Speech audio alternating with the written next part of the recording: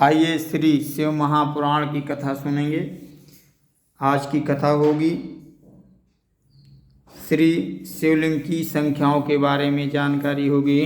श्री सूत जी बोले, हे महाभाग, हे व्यास शिष्य। सभी ऋषि बोले, हे व्यास शिष्य, आपने जो ये भली प्रकार से पार्थिव लिंग का अर्चन कहा है, इसके लिए आपको हमारा बारंबार प्रणाम। हे दीनवत्स, अब आप हम पर कृपा कीजिएगा। ये बताइए कि श्री शिव जी के पार्थिव लिंग की कुल कितनी संख्या होती है।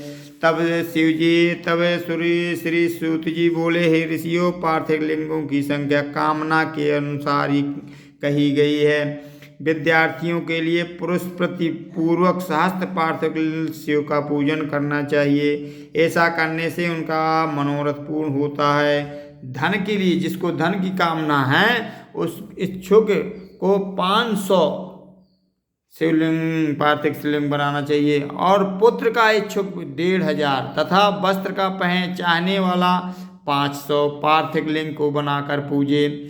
मोक्ष को, जिसको मोक्ष चाहिए ना, तो वह मोक्ष को जो इच्छुक इंसान को 1 करोड़, लेकिन भूमि का इच्छुक 1 सहस्त्र, दया का इच्छुक 3 सहस्त्र, तीर्थों की कामना करने वालों को 2 सहस्त्र, तथा इसी प्रकार जिसकी जैसी कामना हो उसके अनुसार वेदोक्त विधि से उतनी संख्या में पार्थिव लिंग की पूजा करें। पार्थिव लिंग की पूजा करोड़ों यज्ञ का फल के देने वाला है तथा कामार्थी मनुष्य को भक्ति और मुक्ति देने वाली है। परंतु जिसका समय बिना लिंग पूजा के ही व्यतीत होता है, वह तो महान दुर्वृत्त और दुरात्मा है, और उसकी महान हानि होती है। क्योंकि एक ओर सब दान और विविध प्रकार के व्रत तथा तीर्थ नियम और यज्ञ हैं, तथा एक और लिंग की पूजा है। कलयुग में और लोक में तो लिंग पूजा ही सर्वश्रेष्ठ कही गई है। इसके समान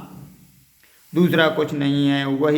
यही शास्त्र का नियम है। भक्ति मुक्तिदाता लिंग अनेक आपत्तियों से बचाता है। ऐसे नित्य पूजने से श्री शिव जी की सायुज मुक्ति को प्राप्त किया जा सकता है। शिव नाम में लिंग की पूजा महर्षियों तक को नित्य करनी चाहिए। 4 अंगुल ऊंचा सुंदर वेदी से युक्त लिंग को उत्तम कहा गया है। उससे आधा मध्यम और उससे आधा अधम कहा गया है। चारों वेदों में और सब शास्त्रों में लिंग की आराधना के समान दूसरा पुण्य नहीं है। विद्वानों को उचित है कि वे सब कर्म जालों को छोड़कर नित्य एक लिंग की ही पूजा करें, क्योंकि लिंग का अर्चन करने से संपूर्ण स्थावर जंगम जगत पूजित हो जाता है। संसार से तरने का इससे सुंदर उपाय कोई दूसरा नहीं मिलेगा। ब्राह्मण, क्षत्रिय, वैश्य, स्त्री तथा सभी जातियों को शिवलिंग की पूजा करने का अधिकार है। द्विजों को वैदिक मार्ग से पूजा करनी चाहिए, अन्य मार्ग से नहीं। और दधीच, गौतम आदि ब्राह्मणों के श्राप से दग्ध चित्त वाले एवं उनके वंशजों को, जिनकी वैदिक कर्म से श्रद्धा नहीं है, जो वेद स्मृति के कर्म का अनादर कर दूसरे का कर्म का आचरण करते हैं, उनके संकल्प में नहीं प्राप्त होती। उन्हें चाहिए कि वे उसी स्थान पर गणमयी अष्टमूर्ति का पूजन करें। उन्हें चाहिए कि वे उसी स्थान पर गणमयी अष्टमूर्ति का पूजन करें। पृथ्वी, जल, अग्नि, वायु, आकाश, सूर्य, चंद्रमा और यजमान, ये 8 मूर्ति पूज्य हैं। सर्व भव रुद्र उग्र को रात्रि में सर्वदा उत्तराभिमुख होकर पूजन करें। इसी प्रकार पवित्रता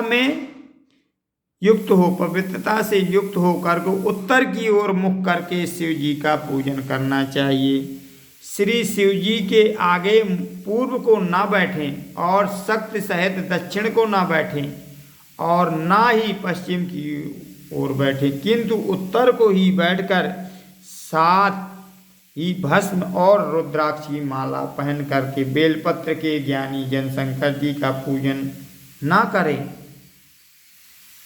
बताया गया कि बिना बेलपत्र के ज्ञानी जन श्री शंकर जी का पूजन ना कर। श्री शिव जी को पूजा में भस्म श्री शिव जी की पूजा में भस्म न मिले तो मृतक से ललाट पर मिट्टी को लगाकर ललाट पर त्रिपुंड बनाकर की पूजा करे। इति श्री शिव महापुराण विद्येश्वर संहिता का 21वां अध्याय समाप्त। बोलो वृंदावन बिहारी लाल की जय।